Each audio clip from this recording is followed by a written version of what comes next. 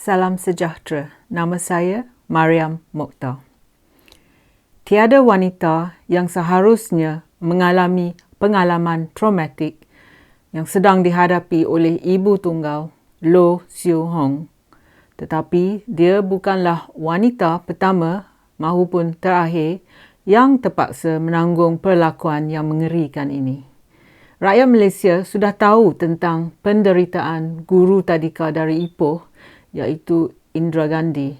Pengalamannya bermula 13 tahun yang lepas. Mimpi ngeri Loh mungkin baru bermula, sedangkan kes Indira masih tidak dapat diselesaikan. Terdapat undang-undang untuk melindungi ibu dan anak, tetapi kita tertanya-tanya betapa ketatnya semua ini dikuatkuasakan. Mengapa perkara ini dibenarkan berlaku? Kedua-dua wanita bertindak di sisi kanan undang-undang. Kedua-dua wanita itu tidak melanggar sebarang peraturan. Selepas penceraian mereka memohon kepada mahkamah untuk mendapatkan hak penjagaan anak-anak mereka. Dan mahkamah telah setuju. Namun, bukannya hak mereka dan hak anak-anak mereka dilaksanakan kerana kedua-dua ibu ini dan anak-anak mereka akhirnya menjadi mangsa. Dalam kes Loh Siu Hong dan juga Indira Gandhi, isu yang sebenarnya ialah tentang kuasa, kawalan dan kontrol. 3K, iaitu power, control and manipulation. Pada permukaannya, kelihatan seolah-olah isunya tentang penukaran agama kanak-kanak dan keindahan agama Islam. Tetapi sebenarnya kes ini tentang kuasa, kawalan dan kontrol. 3K, ya. Kuasa oleh bekas suami yang telah gagal diberi penjagaan anak selepas penceraian. Kuasa oleh Jabatan Islam yang ingin mengawal kehidupan rakyat Malaysia, tak kisah beragama Islam atau tidak. Dan kuasa oleh kerajaan yang sudah 5 dekad mengguna perkauman dan agama untuk manipulasi dan memecah belah rakyat Malaysia supaya kerajaan dapat mengawal dan kontrol kehidupan kita. Masyarakat Melayu seharusnya berasa amat malu kerana agama digunakan untuk memecah belahkan keluarga. Memeluk Islam bukanlah permainan angka. Kanak-kanak yang masih muda tidak patut diberi tanggungjawab menukar agama. Orang bukan Melayu juga harus membuat pendirian. Sudah bertahun-tahun oleh kerana ketakutan, masyarakat bukan Islam enggan bersuara. Mereka kata polisi agama Islam tidak ada kena-mengena dengan kehidupan mereka. Mereka tu salah. Jangan lihat masalah di Malaysia sebagai masalah orang Melayu Islam dan masalah orang yang bukan Islam. Jangan berpendapat yang di Malaysia semuanya masalah mereka ataupun masalah kita. Them or us. Yang ada cuma masalah Malaysia. Lihatlah apa yang telah berlaku. Bagi orang bukan Melayu yang mengatakan mereka tidak mahu terlibat, lihatlah apa yang telah berlaku pada Loh dan Indira. Mereka bukan Islam, tetapi kehidupan mereka sekarang sudah tonggang-langgang. Jadi sekarang saya bagi 10 alasan dan latar belakang kes Loh ini. Yang nombor 1, cerai selepas berkahwin. Seperti Indira, ibu tunggal Loh telah berkahwin dengan seorang Hindu, tetapi selepas beberapa tahun mereka telah bercerai. Loh telah diserang oleh suaminya dengan tukul atau hammer.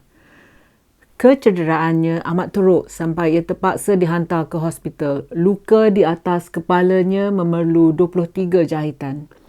Kakinya juga dipatahkan oleh suaminya. Selepas rawatan hospital, Loh dipindahkan ke rumah khas yang disediakan untuk mangsa keganasan rumah tangga, iaitu shelter. Pengalaman Loh sama seperti yang dialami oleh Indira Gandhi. Kedua-dua wanita telah ceraikan suami mereka untuk keselamatan diri mereka dan juga untuk anak-anak mereka. Yang kedua, melarikan anak. Semasa Loh di rumah sakit, suaminya melarikan ketiga-tiga anak mereka.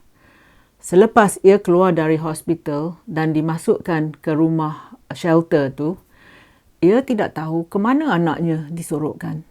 Keluarga bekas suaminya enggan beritahu Loh yang mereka sedang jaga anak Loh.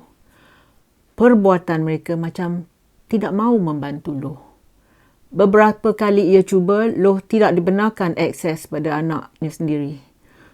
Bukan saja dulu tapi sekarang ni juga di Perlis. Alasan yang ketiga iaitu mengislamkan anak-anak tu. Seperti Indra, Loh tidak sedar yang bekas suami mereka telah mengislamkan anak mereka tanpa kebenarannya sebagai ibu kanak-kanak tu.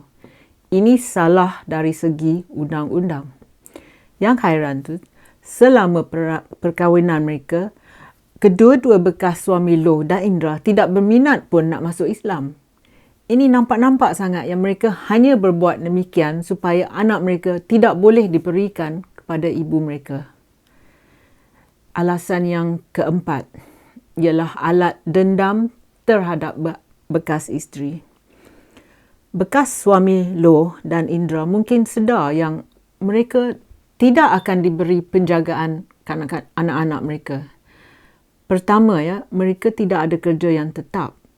Dan kedua, mereka dipenjarakan kerana kegiatan dadah. Mahkamah akan mengambil berat semua ini dan tentu sekali penjagaan anak-anak tu setelah dicerai tidak akan diberi kepada bekas suami. Kemungkinan kedua-dua lelaki ini tahu perkara ni akan berlaku. Jadi, daripada menggunakan hak bapa sebagai bapa untuk mendapat akses tetap pada anak-anak mereka, bekas suami telah menculik anak mereka dan mengislamkan mereka tanpa kebenaran ibu mereka. Perbuatan mereka ni semata-mata untuk balas dendam terhadap bekas isteri mereka. Pada pemikiran jahat suami mereka ni, mereka ni mungkin berpendapat yang kalau mereka tidak dapat jaga anak mereka, maka isteri mereka juga tidak patut diberi hak penjagaan anak mereka juga. Nombor 5. Islam diguna untuk memisahkan ibu dari anak. Dalam kes ini, Islam tidak jadi asas kepercayaan peribadi kerana kedua-dua lelaki ini telah menggunakan agama Islam sebagai alat untuk memecah belahkan keluarga dan memisahkan anak-anak mereka daripada ibu mereka. Perbuatan orang macam ini dan juga sesiapa orang lain yang sokong perbuatan yang kejam ini telah memberi nama buruk kepada agama Islam. Alasan yang keenam, gagal melemahkan semangat bekas isteri. Bekas suami Loh dan Indra anggap yang perbuatan mereka akan melemahkan semangat isteri mereka. Sebaliknya, bekas isteri mereka enggan berputus asa. Mereka berjaya menjejaki anak-anak mereka dengan harapan dapat disatukan semula. Bagaimanapun, pihak berkuasa nampaknya yang tidak bertanggungjawab dalam menyelesaikan kes ini.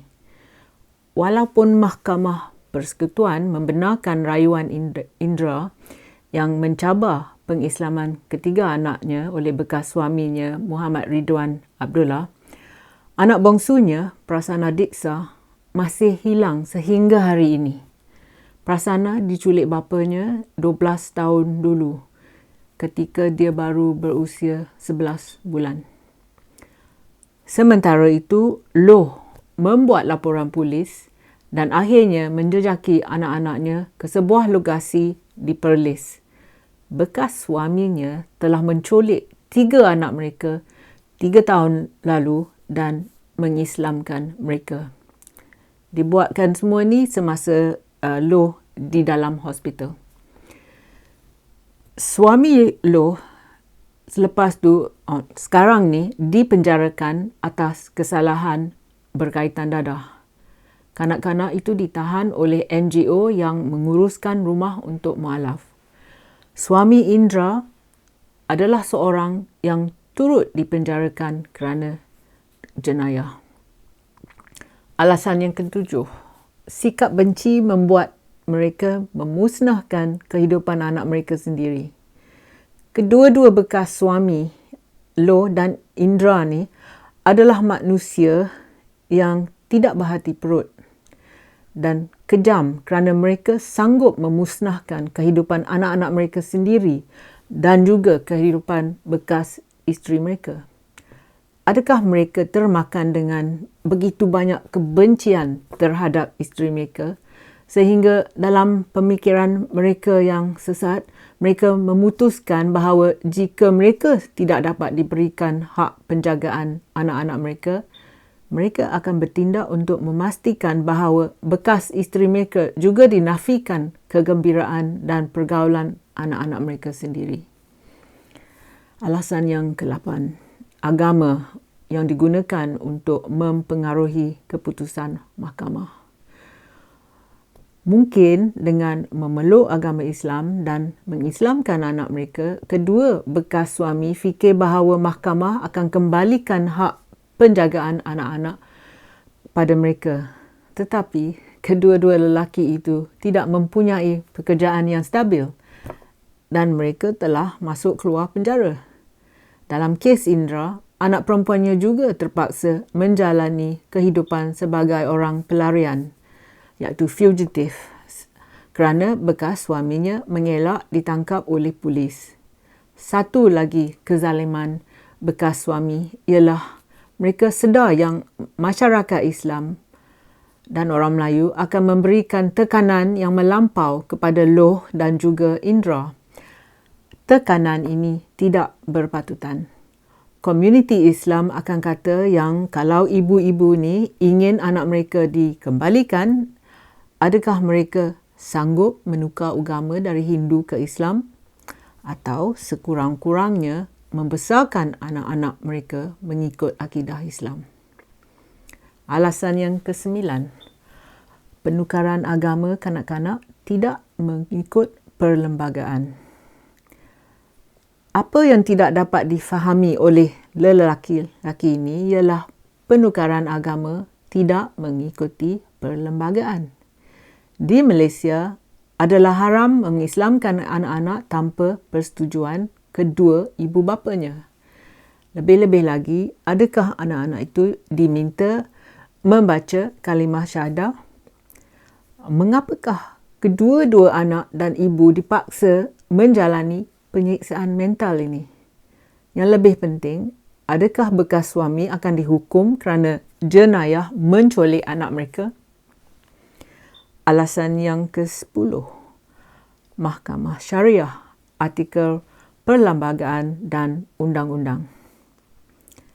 Satu lagi trauma untuk ibu-ibu ini ialah sebagai penganut Hindu, kedua-dua Indra dan Loh tidak boleh mengemukakan cabaran di Mahkamah Syariah. Hanya orang Islam saja yang boleh.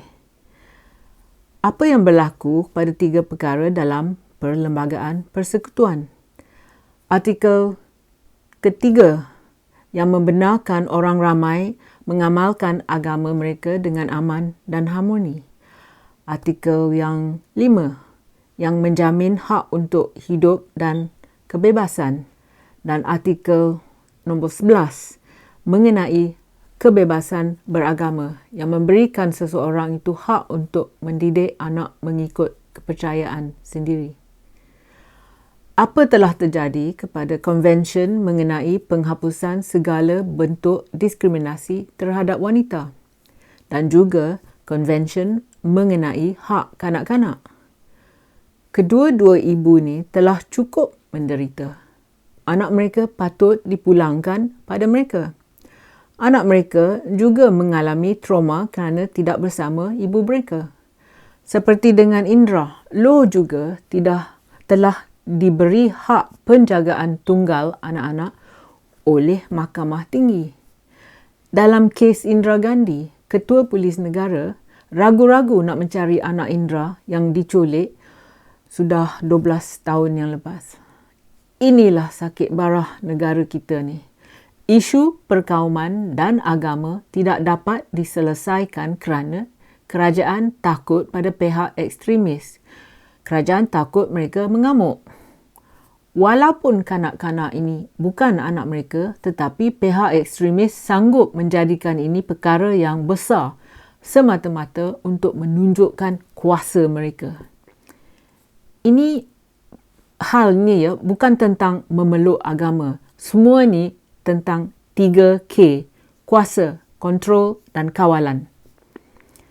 Menteri Wanita Rina Harun patut bertindak untuk menghentikan taktik dendam bekas suami ni.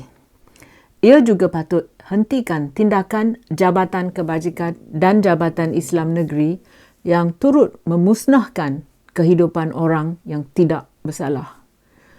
Semua yang berlaku adalah perbuatan kejam memaksa ibu seperti Loh dan Indira untuk dikenakan trauma.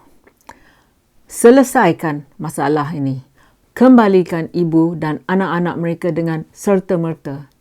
Jangan guna agama untuk menjahanamkan keluarga dan kebahagiaan mereka yang tidak bersalah.